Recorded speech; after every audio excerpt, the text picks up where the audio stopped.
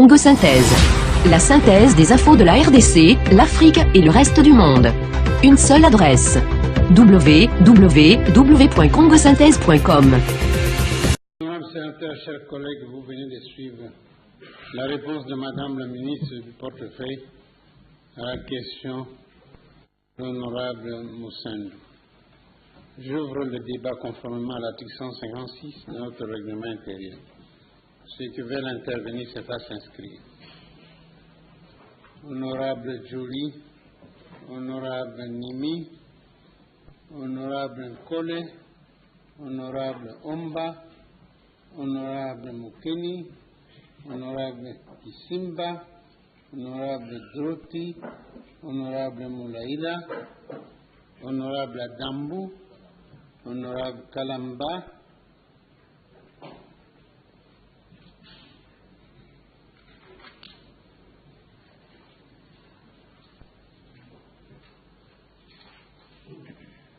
honorable Joly et honorable Nimi se prépare.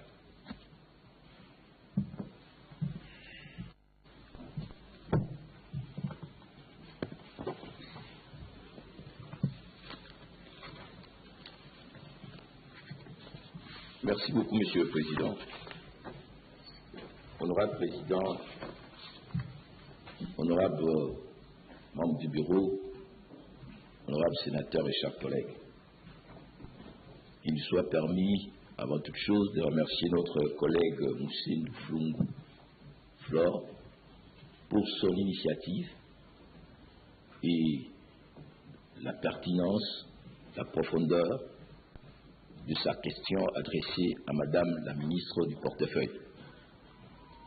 Nous remercions aussi Madame la ministre qui a accepté de venir, qui n'a pas trouvé des excuses pour répondre à l'invitation de l'Assemblée.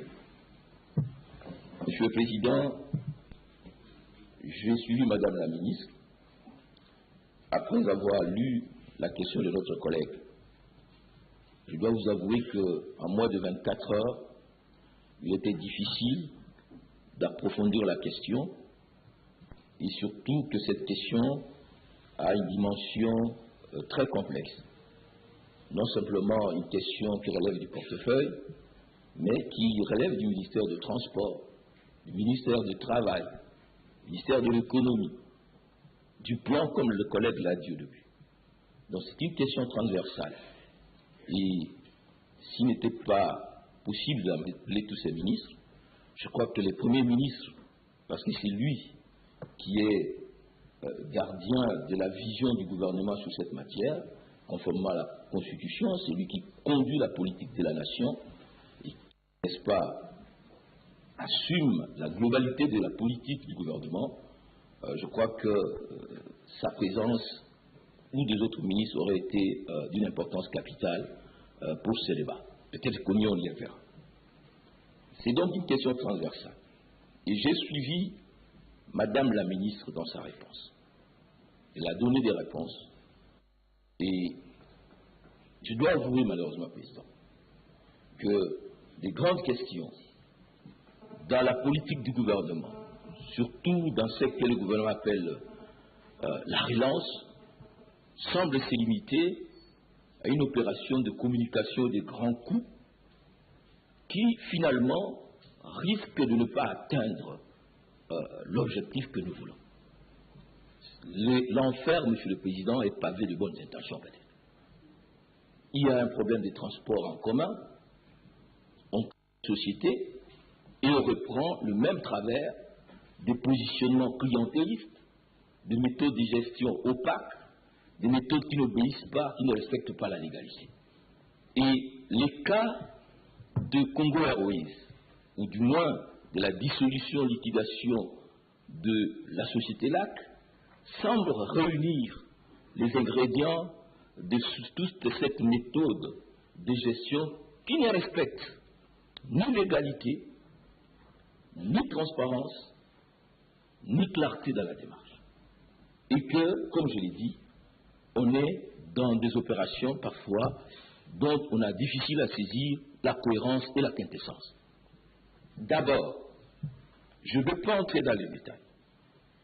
Lorsque on parle de la dissolution, de la liquidation, c'est sur base d'un procès verbal de l'Assemblée extraordinaire du 12 septembre 2014.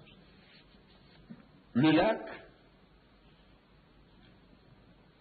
cette société par action, est une société qui, n'est-ce pas, Monsieur le Président, a été transformée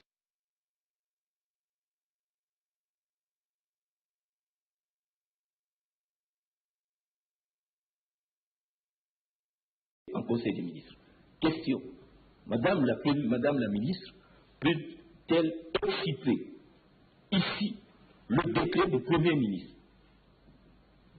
Parce que la société LAC est transformée en société par action, par décret du Premier ministre. Et je crois que Madame la ministre a comme moi ce décret. Je vais le... C'est le décret numéro 08, 11, du 24 avril 2009, portant mesures transitoires relatives à la transformation des entreprises publiques. La société LAC est citée parmi les entreprises publiques transformées en sociétés commerciales. Point 4, secteur transport, 14, ligne aérienne congolaise. Donc, pour dissoudre une société par action, qui est une modalité des entreprises publiques dans laquelle l'État détient 100% du capital, c'est par décret.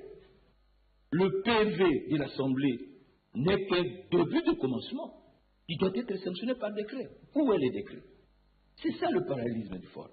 Il n'y en a pas. Deuxièmement, le plan du droit de l'OHADA, puisque nous sommes déjà. Les articles 201 et 202 sont clairs. Lorsque une société actionnaire unique est dissoute, il y a transmission du patrimoine à l'actionnaire. Donc, même le droit de l'OHADA n'est pas respecté. On bazarde une entreprise publique et puis on envoie les militaires chasser le personnel des bâtiments. C'est du brigandage. Parce que même la société, le droit commun en matière de dissolution de liquidation, et puis pratiquement le droit du travail, dit ceci: lorsque on liquide, les financiers privilégiés, même avant les trésors publics, ce sont les travailleurs.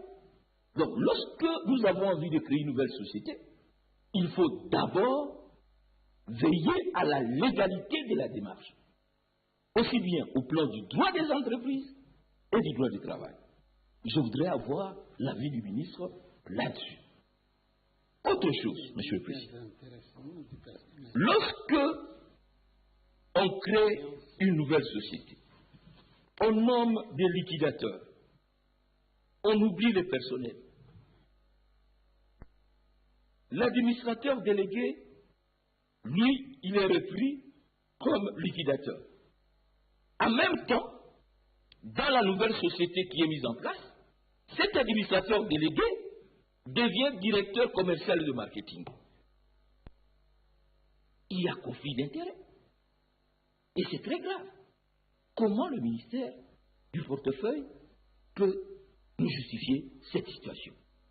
Donc, j'ai l'impression que ce qui a été fait pour la GECAMI, ce qui s'est fait pour le LAC, ce qui se fera demain pour d'autres sociétés, ben ça sera une opération de bradage du patrimoine de l'État, sans respect du droit et sans respect du droit des travailleurs. Alors, je suis d'accord. Le LAC doit être, n'est-ce pas, liquidé. Mais lorsque vous présentez la situation d'une entreprise en liquidation, vous ne présentez pas simplement le passif, présentez l'actif. puisque c'est cet actif juteux qui semble intéresser tout le monde. Le lac, oui, c'est 240 mois d'impayés. Mais qui est le responsable? C'est l'État propriétaire, l'État manager et l'État client, à 3 niveaux. L'État n'a pas assumé ses responsabilités. Faut-il sanctionner pour cela 3000 agents et qu'ici chacun d'eux a 10 personnes à prendre en charge, 30 000 Congolais? Et qu'on règle le problème simplement de ceux qui gèrent l'entreprise, qui se retrouvent et les travailleurs sont jetés dans la rue. Alors, on dit que l'actif est lourd. Oui, mais qui le dit? Il faut un audit sérieux avant de l'équité pour dire voilà les dettes de la l'AC. Mais quels sont aussi les actifs de l'AC? C'est un patrimoine important. Plus de 120 000 maisons, immeubles dans la ville et dans la République. Le réseau lui appartient. Un personnel formé. Un centre de formation. Pour tous ces patrimoines, qui l'a évalué? Personne. Personne. Et le droit, Monsieur le Président, le droit de trafic qu'on a donné à toutes ces sociétés qui font Kinshasa chaque jour, sans réciprocité, en violation de la Convention de Chicago. Pourquoi Éthiopien doit aller jusqu'à Lubumbashi 14 fois sans payer à la société nationale, conformément au droit international? Pourquoi? Les lacs, ce n'est pas simplement la flotte. C'est aussi les handling, c'est aussi les catering, c'est aussi la formation. Alors, on prend le handling, on donne ça à une société ougandaise. Madame la ministre peut nous dire sur quelle base ENAS a été pris? Comment un pays en guerre, pratiquement avec un État qui refuse de payer nos créances, vous donnez la gestion de nos aéroports? Aéroports. Où on refuse même à nous-mêmes, parfois sénateurs, d'entrer sur la piste, mais une société de droit ougandais, gérée par des Ougandais, dont on ne connaît pas. On peut m'expliquer cela? Et peut-elle me dire, Madame la ministre, où vont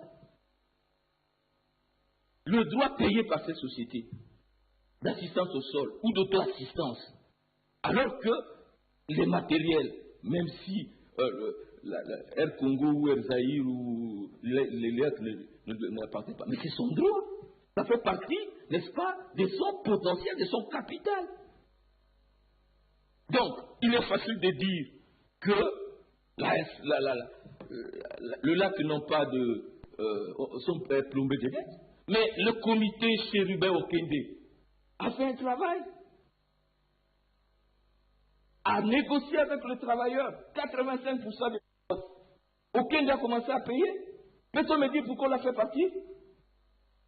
Il a été nommé par ordonnance. Vous l'avez fait partir par une lettre. C'est normal. C'est normal.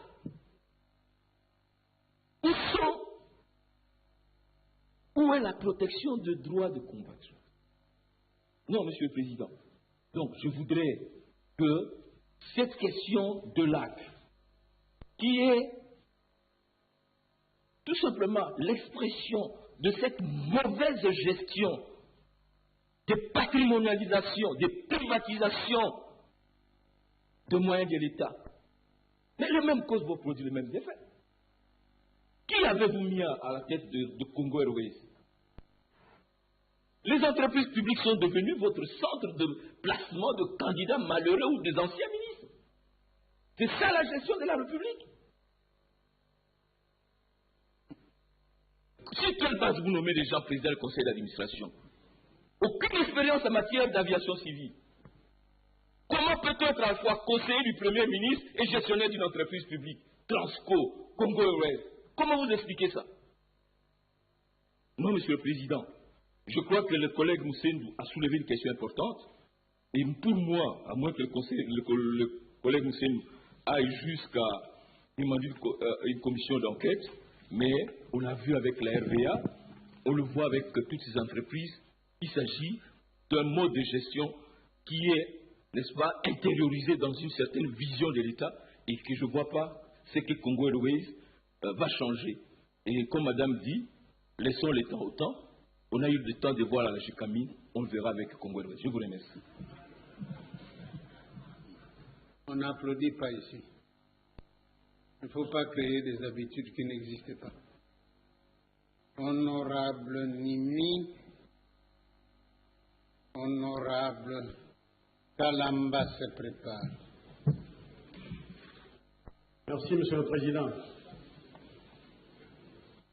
Monsieur le Président, je suis tellement d'accord avec ce qui vient d'être dit par mon prédécesseur. Alors, votre intervention est sans objet. Si vous permettez que je poursuive ma phrase. Mais je ne fais que vous compléter. Je préfère me compléter moi-même, Président.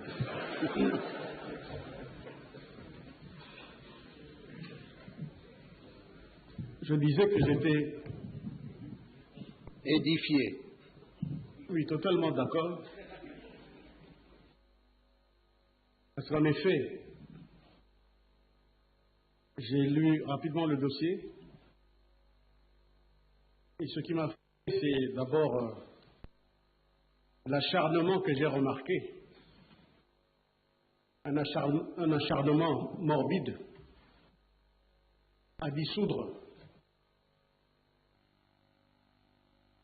les lacs. Était-ce vraiment la seule solution? La réponse du ministre nous le dit. C'est la seule option envisageable. Mais sur quelle base, Monsieur le Président? Sur quelle base? Parce qu'il faut bien considérer que à la dissolution de cette entreprise, il y a des milliers de Congolais qui vont se retrouver sans emploi. Et je dirais des Congolais qualifiés du reste. Et lorsque vous vous informez sur les circonstances, les conditions de cette dissolution, on m'a raconté que les militaires ont surgi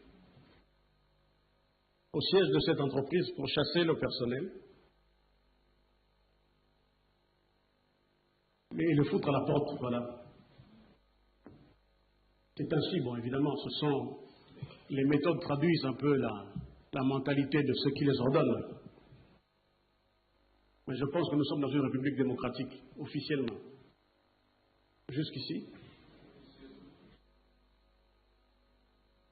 Et qu'il faut mettre un point d'honneur à respecter certaines règles essentielles.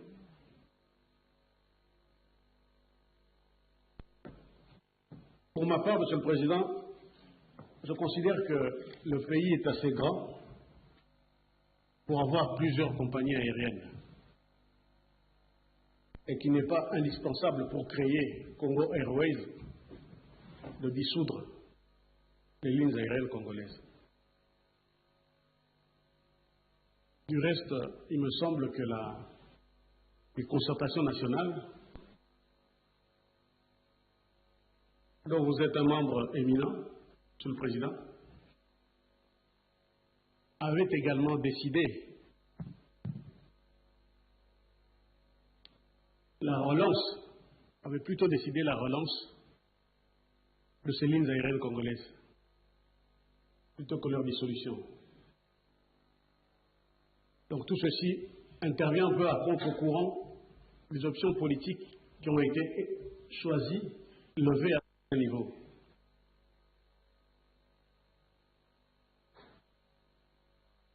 Je me répète, Monsieur le Président, en disant que moi je me lève ici surtout en faveur de tout le personnel qui sera licencié, mis à la porte, et des différentes indemnités qui sont prévues pour satisfaire leurs revendications.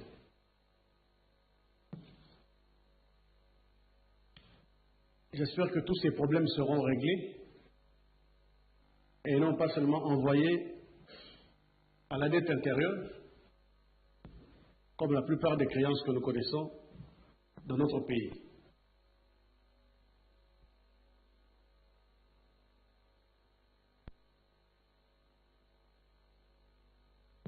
Monsieur le Président, chers collègues, je souhaite promouvoir bonne chance à Congo Airways ou à toute autre compagnie qui sera créée et qui serait d'essence congolaise. Mais j'aimerais que davantage de sérieux soit mis et dans la liquidation des sociétés, de même que dans la création des nouvelles. Mon discours était plutôt philosophique. Je vous remercie, Monsieur le Président. Honorable Kalamba, honorable Nkole se prépare. Nkole Chimonga. En Conseil occidental. Merci, Monsieur le Président. Monsieur le Président, Monsieur le membre du groupe, chers collègues,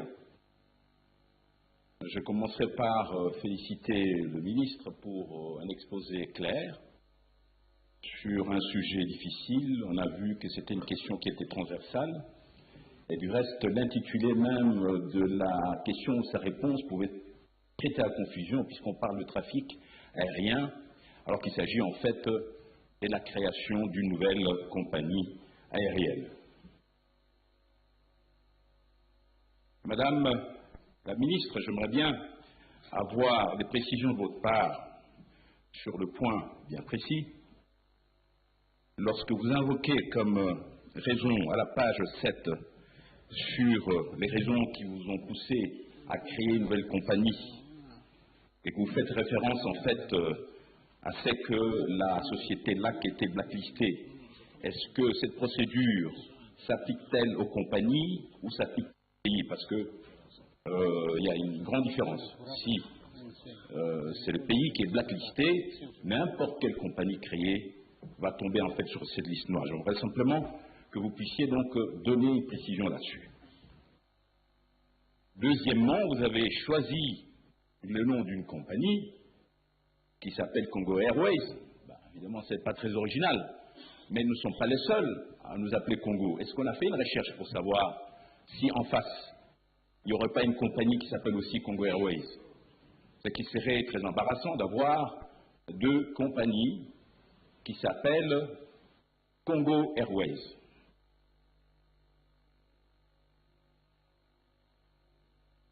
Monsieur le Président, vous savez, créer une compagnie sur le plan purement juridique, c'est très facile. Mais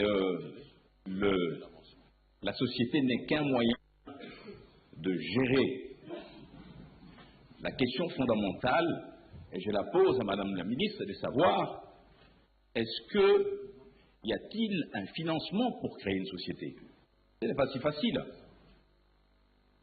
Est-ce qu'il y a quelque part dans le budget une somme qui a été prévue pour créer la société?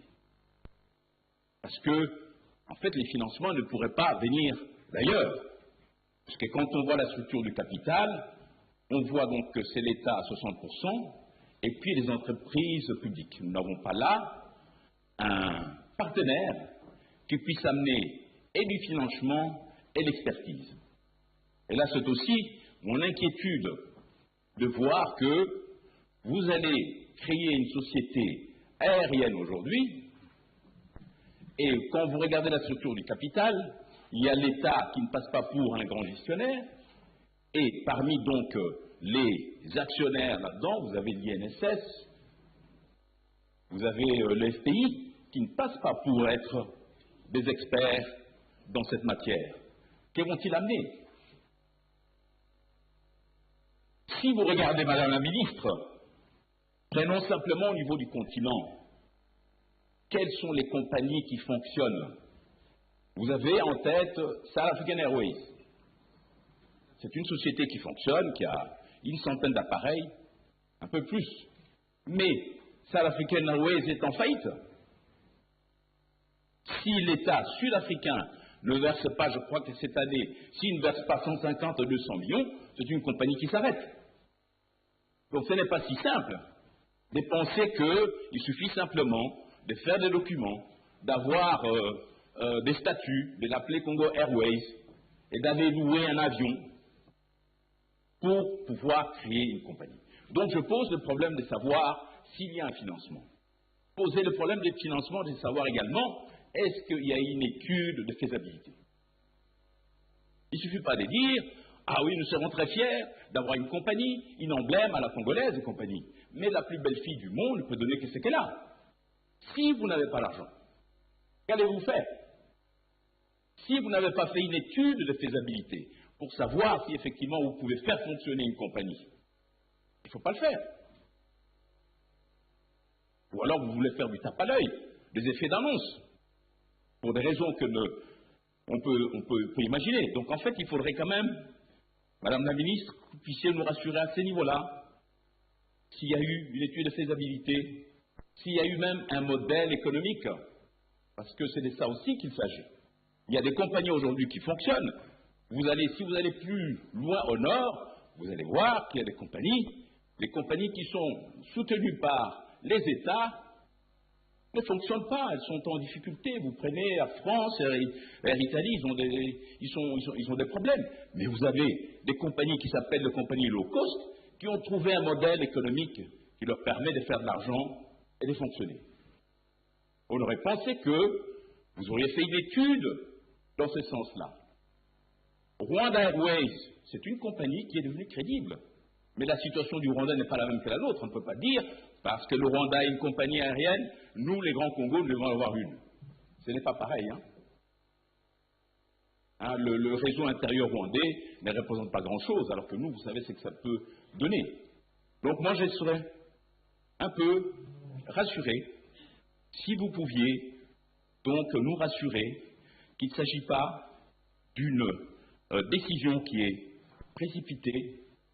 Vous avez dit qu'il faut laisser le temps au temps, mais il ne faut pas faire le contraire non plus, Madame la Ministre. Il faut, effectivement, je vous soumets à la réflexion, une pensée donc d'un grand homme politique, un homme d'État français, qui dit que ce qui se conçoit et se réalise sans la collaboration du temps vieillit mal et vieillit vite. Il ne faudrait pas, Madame la Ministre, que le projet de Congo Airways soit un projet borné. J'ai dit, je vous remercie. Honorable collègue, Honorable Drotti se prépare.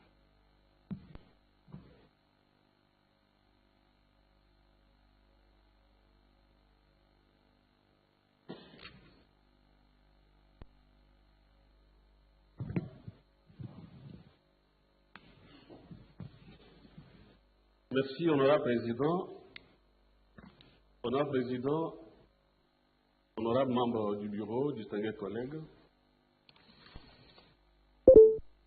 je tiens d'abord à remercier notre collègue Moussendou pour cette initiative qui nous offre l'occasion de prendre la parole et d'exprimer ce que nous connaissons sur le secteur de l'aviation civile dans notre pays. Tout à l'heure, notre collègue a annoncé la présence du ministre des Transports et Voies de Communication.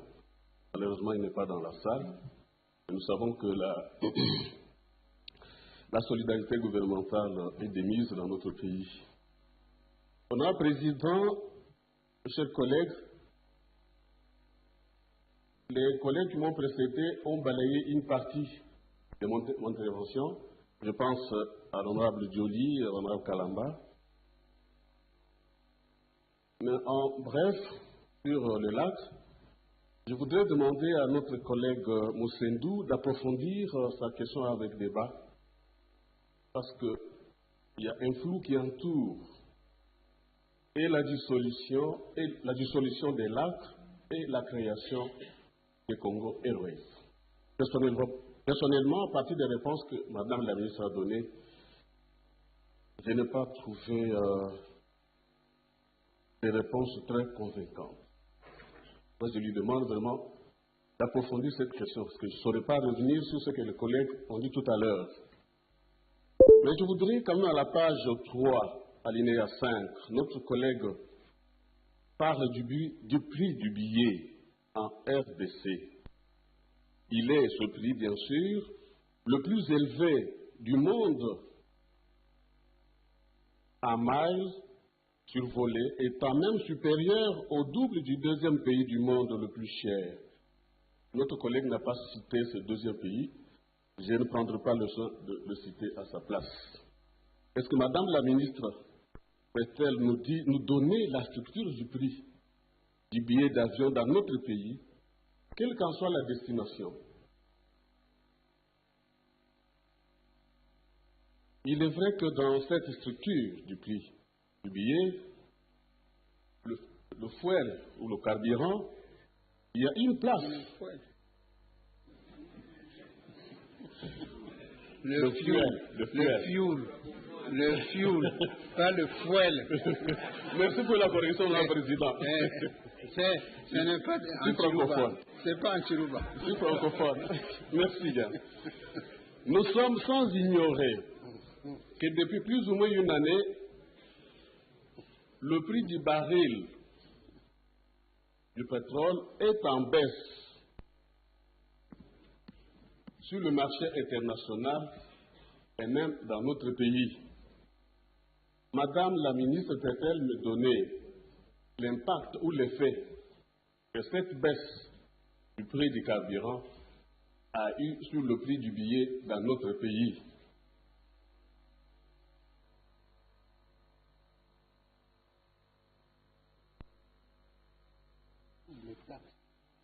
Je dis bien que je ne saurais pas revenir sur ce que les collègues ont évoqué tout à l'heure. Je vais directement à la fin, Honorable Président.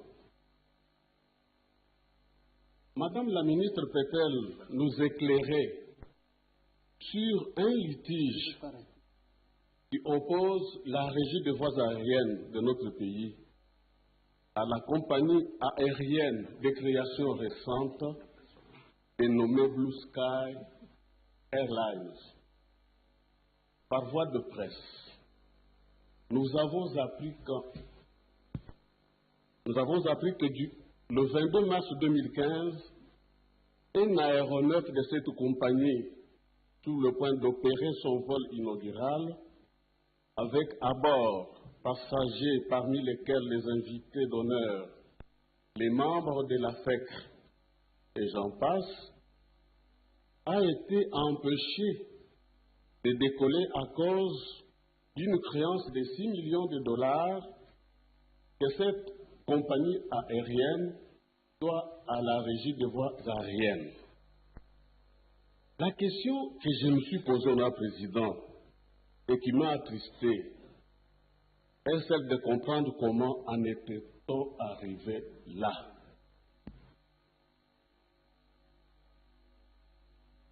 Étalé à la place publique, un spectacle désolant et ahurissant d'un aéronef bombé du beau monde et des frettes sur le point de prendre des airs, le contraindre à ne pas bouger d'un centimètre pour enfin sortir de sa cargaison honteuse et confuse les passagers. Je me demande, Honorable Président, si ailleurs se passe de cette manière-là. Parce que je pense, avant qu'un avion puisse embarquer les passagers, il y a des formalités, il y a des formalités administratives qui se font bien avant que les gens se présentent à l'aéroport. Et j'ai été étonné et peiné surtout d'apprendre que les passagers déjà à bord de cet aéronef, il n'était pas autorisé, l'appareil n'était pas autorisé à décoller parce que la compagnie devait 6 millions de dollars à la régie de voies aériennes. Est-ce que ça se fait de cette manière-là? Pourquoi ne pas régler ce conflit dans les bureaux? La RVA a des bureaux, la compagnie aérienne également a des bureaux. Pourquoi chercher à résoudre ce conflit ou ce litige sur le tarmac avec les passagers à bord d'un aéronef.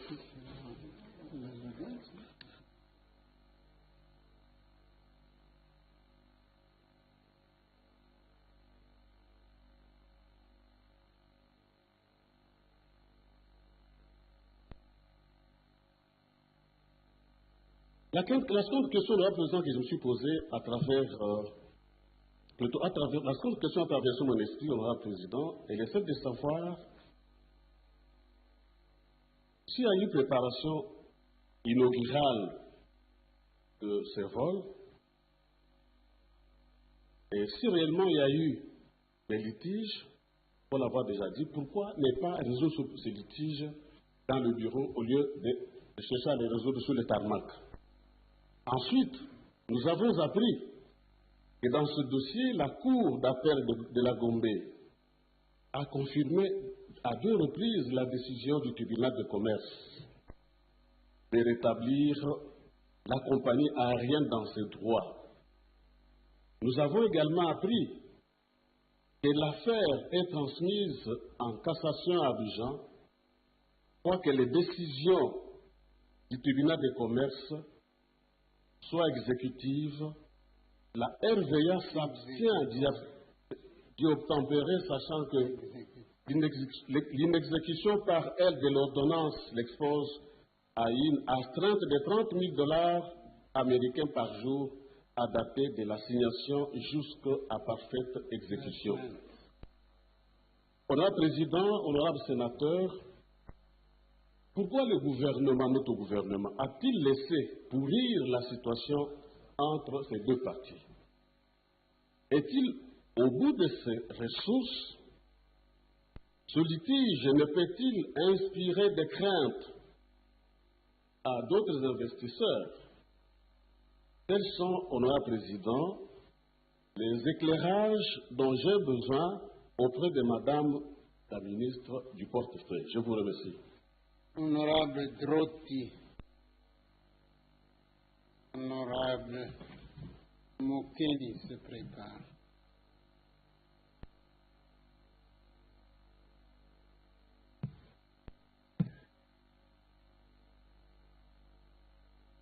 Merci, honorable président, de m'accorder la parole. J'allais dire presque sans objet parce que 2 collègues qui m'ont précédé ont eu à évoquer suffisamment les questions qui me préoccupaient. Il s'agissait de la structure du prix du billet de voyage chez nous ici au Congo. Il s'agissait également de la création de Congo Airways. Je me limiterai brièvement tout simplement peut-être à certaines illustrations et pour terminer par une question tout à fait banale. D'abord, en ce qui concerne la structure de prix, j'ai été heureux de constater que l'honorable Moussendou a mentionné un constat, il a fait état d'un constat, qui d'ailleurs me taraudait le cœur, et l'occasion de ce jour m'est en fait propice pour pouvoir quand même en parler. Au mois de mars, pour revenir ici, on a fait une expérience quand même assez intéressante. Un collègue quitte l'Ituri, il voyage par l'Ouganda, et moi je quitte l'Ituri directement en prenant le vol de Bunia sur Kinshasa. Bunia Kinshasa, je paye $630. Tandis que celui qui a voyagé par l'Ouganda, il paye pour l'aller-retour $574. Donc, il y a lieu quand même que l'on puisse se demander comment procède-t-on pour fixer le prix du billet d'avion dans notre pays. Et puis, on semble évoquer la loi de l'offre et de la demande.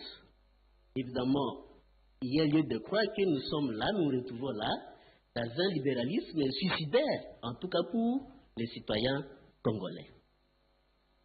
Deuxième préoccupation, cela concerne la création de Congo Airways. L'honorable Kalamba a suffisamment évoqué ce problème. Je m'attendrai alors à quelque chose de banal. J'ai été heureux d'apprendre de la ministre du portefeuille que c'est une compagnie nationale. Mais alors, je me suis posé cette question, pourquoi donner à une compagnie nationale un nom en anglais du moment que la langue officielle, telle que consignée dans la Constitution, pour notre pays, c'est le français. Voilà, honorable président, je termine par là. Mais la dernière question n'est pas banale. Honorable Mokeni, honorable Kisimba se prépare. Honorable Président, merci pour la parole. Distingués membres du bureau, chers collègues.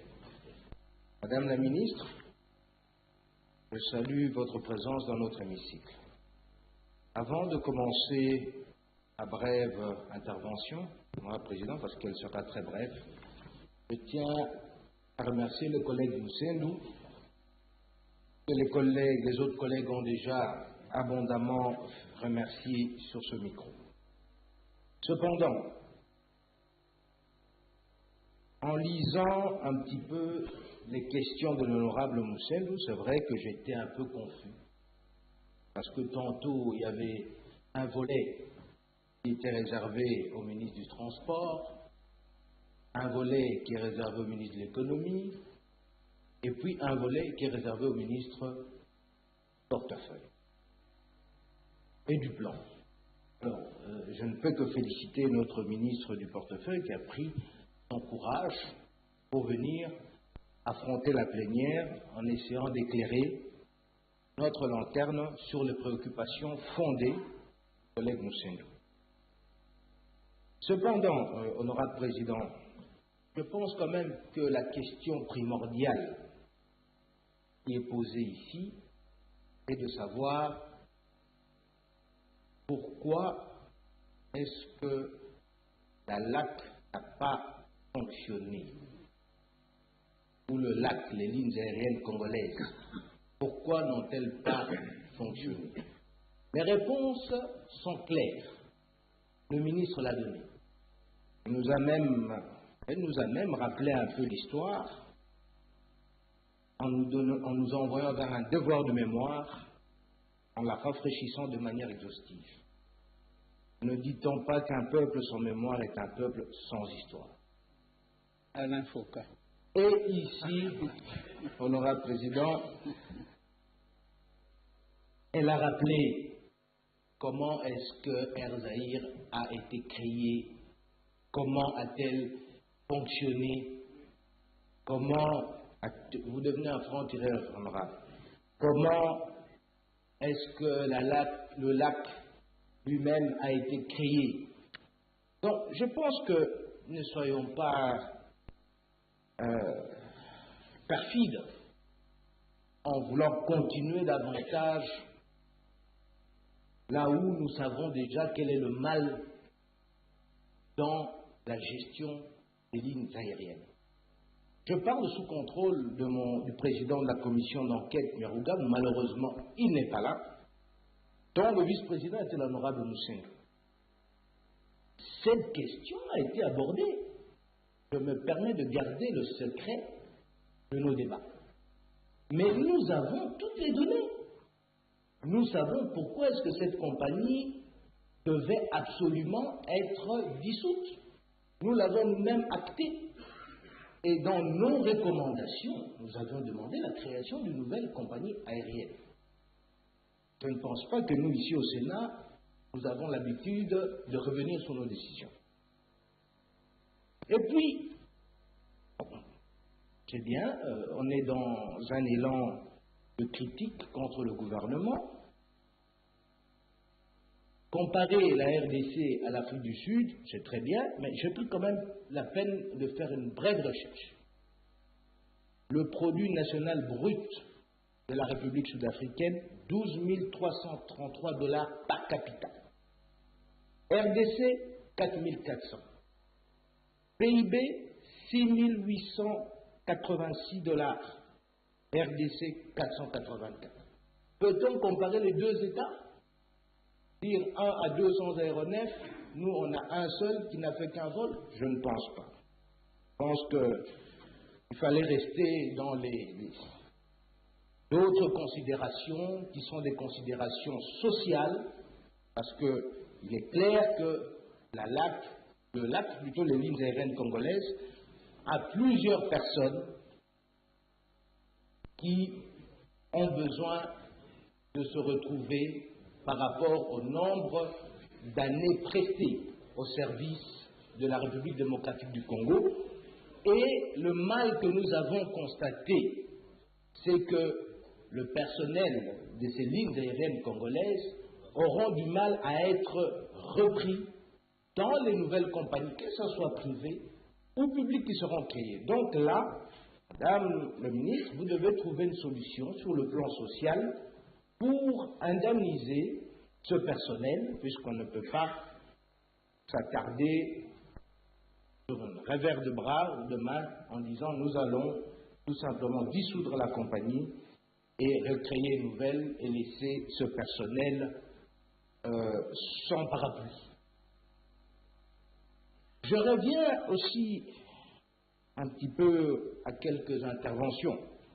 J'ai trouvé très pertinent celle de l'honorable Njoli, parce qu'il y a essentiellement un aspect juridique très important de la dissolution d'une entreprise.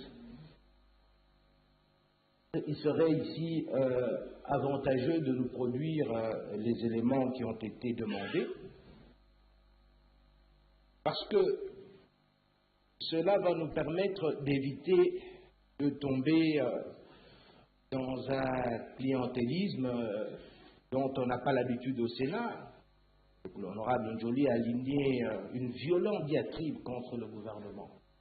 Mais je pense que Madame la ministre a répondu. La situation de la RDA et de lignes aériennes congolaises n'est qu'une résultante de l'histoire. Alors, je n'ai pas de questions à poser, j'interviens. Chers collègues, Monsieur le Président, je constate que vous ne me protégez pas. Mais si vous n'allez pas au but, comment je peux vous protéger? Non. Il y en a... Honorable Président, je ne suis pas un franc-tireur ni un tireur de pénalty. Je reviens en disant, j'ai posé la question à la ministre. Madame le ministre, je lui ai demandé quelles sont les mesures d'accompagnement que le gouvernement a pris ou envisage de prendre pour la réinsertion ou si pas l'indemnisation du personnel des lignes aériennes congolaises qui aujourd'hui est aux abois parce qu'elle n'a plus où se tourner pour obtenir réparation de tous les dommages et de toutes les années de service. Voilà la question principale. Merci. Honorable Kissimba, honorable Moulaïla se prépare.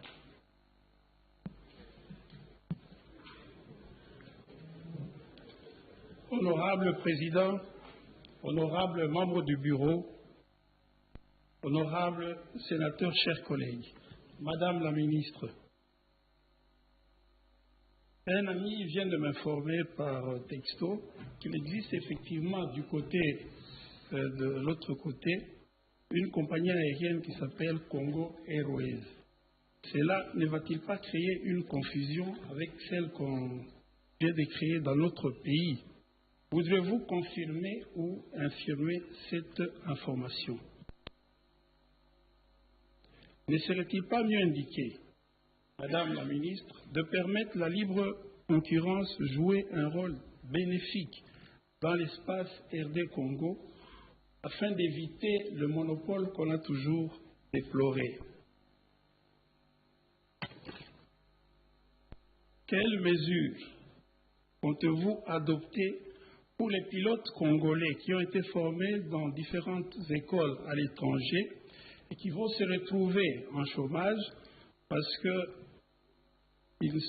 la société qui était prévue pour circuler sur notre espace aérien a été interdite et aujourd'hui nous allons nous retrouver avec des pilotes bien formés mais sans travail. Quelle est la solution que vous pouvez apporter à ce sujet? En Afrique du Sud, il y a effectivement 4000 appareils qui circulent, qui atterrissent et circulent dans les cieux sud-africains. Et c'est 209 pour la SAA. C'est la précision que j'ai pu avoir. Combien de pilotes congolais sont-ils contre la société Congo Airways? Combien de pilotes aussi cette société pourrait récupérer sur les autres compagnies qui ne fonctionnent pas? Quels sont les sorts en ce qui concerne Blue Sky Airlines? Comment la nouvelle société sera-t-elle capable de combiner rentabilité et prix abordable?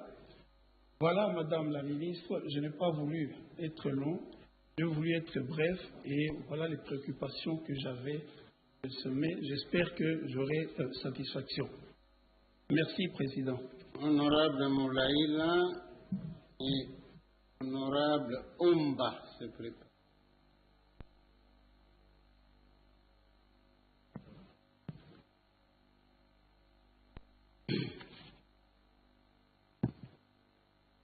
Honorable Président, je vous remercie.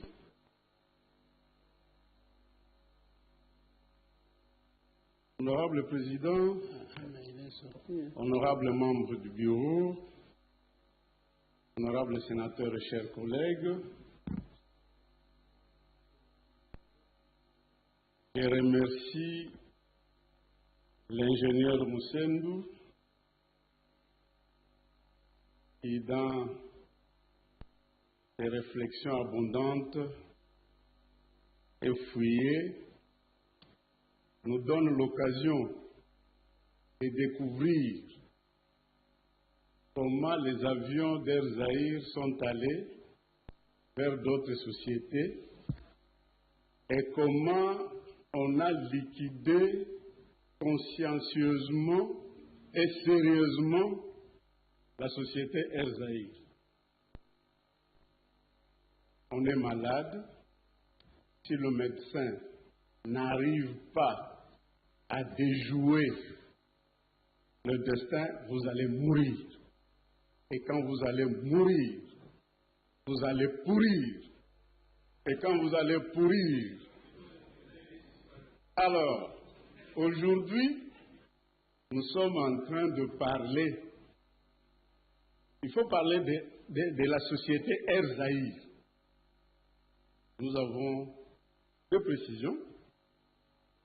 Nous avons des précisions, Madame la Ministre. Je vous remercie aussi des recherches que vous avez menées. Et surtout de mettre à notre disposition, de mettre à la disposition des Congolais des informations très importantes. Honorable Président, les données historiques et les interventions de mes collègues, et surtout de Kalamba, de l'honorable Kalamba, en ce qui concerne l'étude de faisabilité. Cette donnée ou cette préoccupation qui a été abordée ou qui a rencontré aussi les préoccupations que j'avais, je ne poserai plus la question que je devrais poser, mais je vais demander à Madame la Ministre,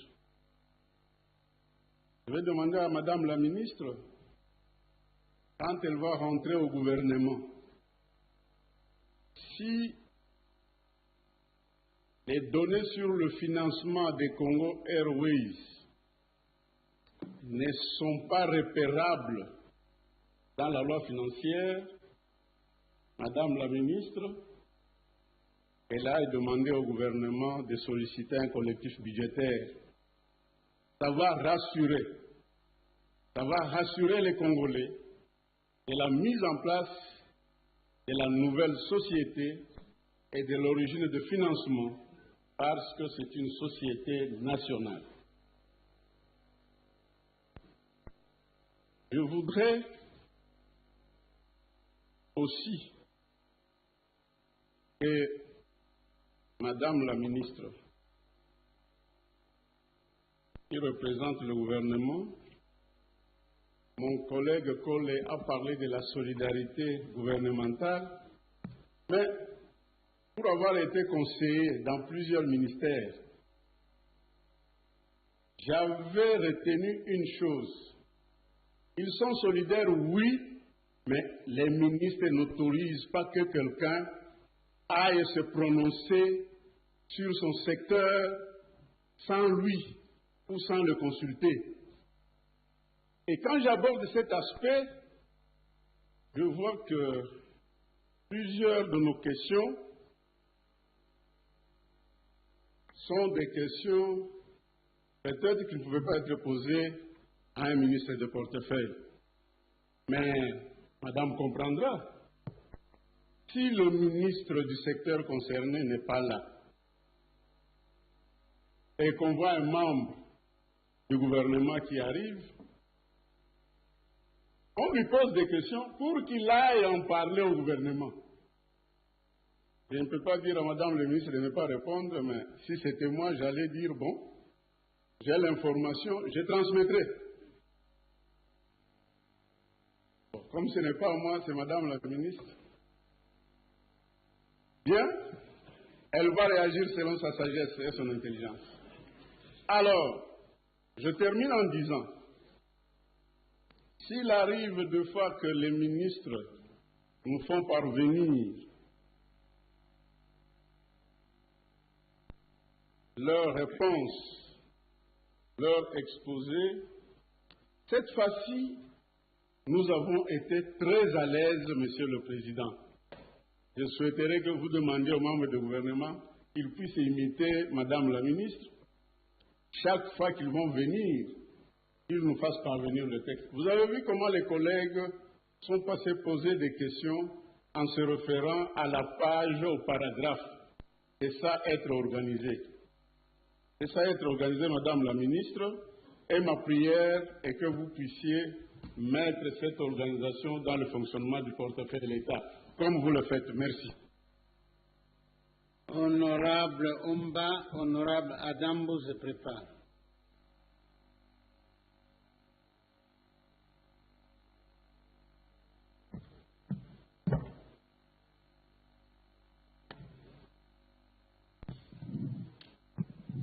Merci, honorable président, pour la parole. Honorable président du Sénat, honorable membre du bureau, honorable sénateur et chers collègues, je n'ai qu'une question à poser. Elle porte sur la dissolution ou la liquidation de la société des lacs. Et ma question, la voici. Les lacs, dans un élan de responsabilité, s'est permis de vendre un morceau de terre en vue de liquider, tant soit peu les arriérés de salaire de son personnel. Quelle faute de gestion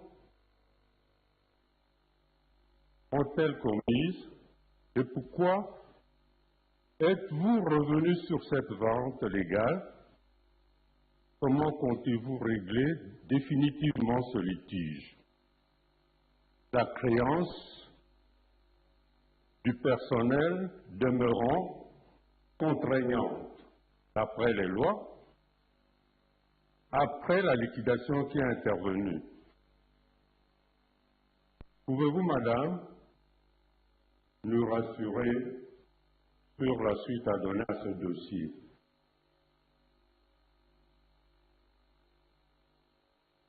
Merci. Honorable Adambo. Malissa Sébastien.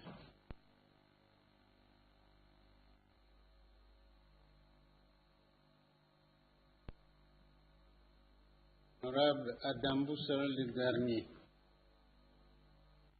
Je vous remercie, Monsieur le Président, de la parole. Monsieur le Président, Monsieur le membre du bureau, chers collègues sénateurs, mes observations ont été faites par des collègues qui sont passés avant moi, mais au regard de l'évolution des observations émises par des collègues, je voudrais faire une motion. Je ne sais pas si vous pouvez me le permettre, Monsieur le Président. Ma motion serait que si la plénière ne peut pas faire le même constat que moi, que des questions abordées, des observations faites ici sont vraiment transversales. Elles concernent tant le ministère du portefeuille, le ministère des Transports, le ministère de l'Économie, qu'il serait peut-être inapproprié que le ministre de portefeuille endosse la responsabilité de faire face après consultation de ses collègues. Il serait peut-être intéressant, à ce stade, d'autoriser, que la plénière autorise que le bureau fasse appel au ministre compétent ou au Premier ministre lui-même, afin qu'il puisse venir répondre à toutes les préoccupations des sénateurs. C'est la motion que je voudrais faire à l'intention de la plénière et lui proposer de prendre acte de ce que je viens de dire. Je dis, Monsieur le Président. Voilà. Madame la ministre.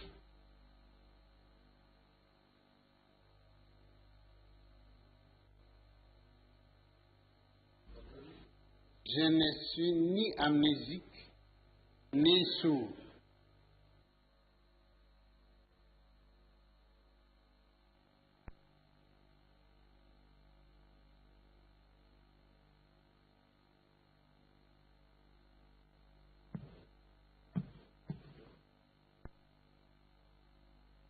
Merci, honorable président. Merci les membres du bureau. Merci, honorable sénateur. C'est vraiment avec une grande satisfaction, une grande joie que je viens de suivre très respectueusement toutes les questions, observations, préoccupations qui viennent d'être formulées par cette auguste assemblée. Cela prouve à suffisance l'intérêt que vous portez sur le fonctionnement et les devenirs des entreprises du portefeuille en général et des intérêts de la République démocratique du Congo en particulier. Honorable Président, plus besoin de revenir puisque certains sénateurs l'ont dit. Non seulement la question est d'une importance capitale, elle est très complexe, elle est transversale. Sans vouloir influer sur votre règlement d'ordre intérieur, moi je peux me livrer à répondre aux observations et préoccupations qui viennent d'être formulées, mais pour mieux éclairer la religion d'un chacun, il aurait été utile que mes collègues m'accompagnent pour vraiment rencontrer les préoccupations d'un chacun. Cela n'empêche, comme il est de coutume, je sollicite, honorable président, qu'il me soit accordé un délai de 48 heures pour me permettre de préparer correctement les réponses aux questions qui viennent d'être formulées, mais j'insiste que je me réserverai de parler des matières qui relèvent de ma compétence. Je vous remercie. Vous voyez, j'ai dit, je suis ni sourd ni amnésique parce que je savais qu'elle allait répondre.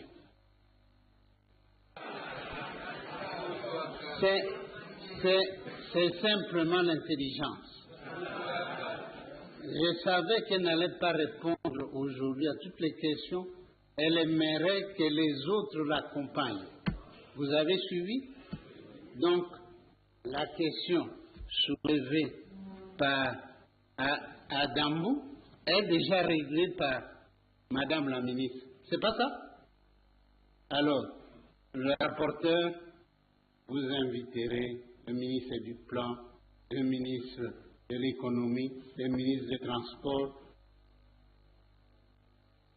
pour que tous viennent en même temps que Madame la ministre du portefeuille pour que la réponse puisse être globale à toutes les questions qui sont posées. C'est pas ça, Marie-Claire? Non. Si vous voulez appeler le Premier ministre, vous ne l'appelez pas avec tous les ministres. Lui peut venir avec les ministres. Mais si vous invitez les ministres, laissez le Premier ministre de côté. Madame la ministre, nous vous accordons 48 heures, mais quand vous arrivez à votre ministère, prenez contact avec les autres collègues pour que vous veniez ensemble. Ce que le rapporteur du Sénat va confirmer par écrit.